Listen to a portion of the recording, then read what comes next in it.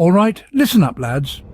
The short answer is that your decisions are not predetermined nor indetermined, but they are self-determined. Welcome all children of philosophy, of which I am the foremost. I am Homeless Philosopher, the Homeless Philosopher, and while dumpster diving at my local Walmart, I found a video that was uploaded by this cheeky bloke, Alex O'Connor, called "You're Still Not Free." Of course, I've been begging on the street corner for longer than this uppity chap has been alive, and so have dedicated the whole of each day, every day, to uncovering the world's deepest mysteries, such as free will. Please enjoy this beautiful stock footage I found in the nearby rubbish bin, and let us proceed. All right, lads, let us begin by acquiring crystal clarity on what we are talking about. Determinism, specifically mechanistic predeterminism, is the idea that everything in the universe follows a strict reactionary chain of causation, much like a game of billiards where each action is merely a reaction determined by prior events, which are in themselves reactions, stretching all the way back to the Big Bang, if not farther. On the other hand, free will, specifically libertarian free will, suggests that some, if not all, of our choices are truly indetermined within the very fabric of reality itself, until the moment in time the decision is made. And so, even a supercomputer armed with all the facts of the universe could not predict your decisions with certainty. This is because the information of what you would end up doing did not and could not exist in reality prior to your making the decision. Now please understand, lads, that these are both a load of garbage, because there is an important middle ground between these two extremes, which we'll call proactive self-determinism. It is not your typical compatibilism, because that too is a load of garbage, but we'll explore that in detail at a later time. Now, fellow children, let us go beyond the free will debate for a moment and dive into something even more fundamental: the holy grail of epistemology and the triumvirate of understanding all complex matters. This is simply grasping the distinction between the subjective, the intrinsic, and the objective. Here is an example. Consider your favorite color. Your personal preference is subjective, because it is unique to you. However, the fact that human consciousness can have a favorite color is objective, because the objective refers to a particular characteristic of human consciousness in general. Intrinsic, then, refers to aspects of reality independent of consciousness, such as physical properties that we, as conscious beings, experience as colors when looking at said objects, and the physical light that makes our perceiving such objects possible. Now that all of our brains are much larger, let us apply this to the concept of volition. Billiard ball-style determinism is the subjective perspective, claiming that your experience of choosing is merely a personal phenomenon, not aligned with objective reality. Of course, because it is subjective, it is the motherlode of all garbage, but it is argued based on three premises. First, that observation is the foundation of knowledge. Second, that cause and effect is the most sure absolute. And third, that there is no reason to think that we ought to appeal to things outside of empirical observation, such as feelings and other internal states, when it is clear that such are unreliable as a means of discerning truth. Now, lads, we must forgive these people for the unclarity of their thinking, for each of us also once possessed and continue to possess unclarities in our own thought. While observation is the foundation of knowledge, and cause and effect is indeed inviolable, one cannot undermine the observations of his own inner self without also undermining the observations of the external world. This is because that would violate the very validation of observation itself.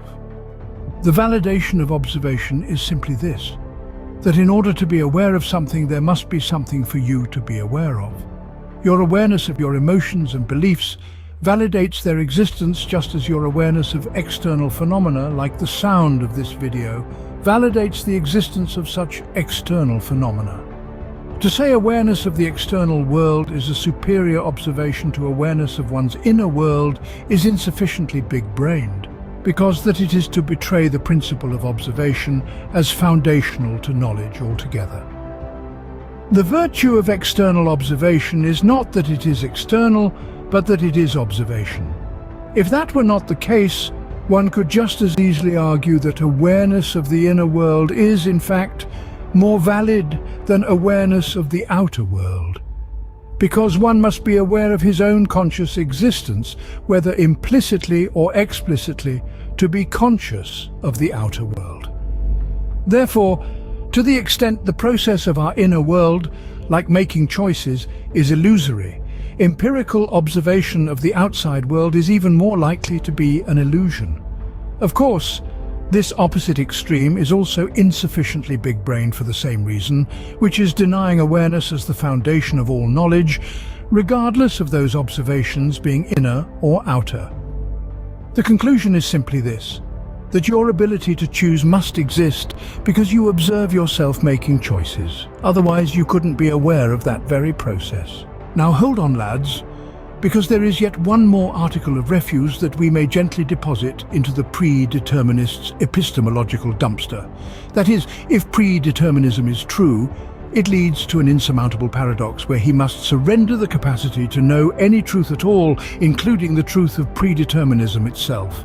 This is because his reasoning for predeterminism being true had actually been predetermined for him long before he even existed. The fact he would end up believing any given thing is totally antecedent to any power or capacity he might think he has to rationally consider otherwise in the present. In other words, because your beliefs have been predeterministically forced upon you, your experience of your own rational consideration of these beliefs in the present is actually an illusory byproduct rather than the prime product of your coming to this belief. To restate this one last way, your belief of predeterminism, while it is not without cause, is most assuredly without reason, because your experience of reasoned consideration among alternatives is thereby illusory, because alternatives are illusory, as is your ability to rationally select from among those alternatives.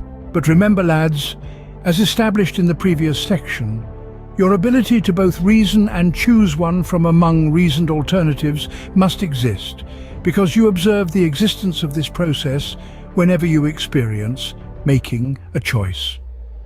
Once again, this is because you cannot observe what doesn't exist, because it wouldn't exist for you to observe. If you observe a straight straw that appears bent when in the water, a kid may think it is, in fact, bent, and you might think it is straight. But the observation itself is inscrutable. This is because that which you and the kid are observing is how the material of the straw, the water, and the light all interact together simultaneously. You and the kid observe what you both cannot help but to observe, which is the water bending the light that is interacting with the straw and the water. How you and the kid conceptualize that absolute observation is altogether a different matter. Surely there are, in fact, mystics and gurus who run wild with fanciful interpretations of truly observed psychological experiences, such as dreams. Not to mention, many of these people tend to have bad taste in anime. But on the other end of the spectrum are those who deny the plainly observed experience of his own choosing between real alternatives.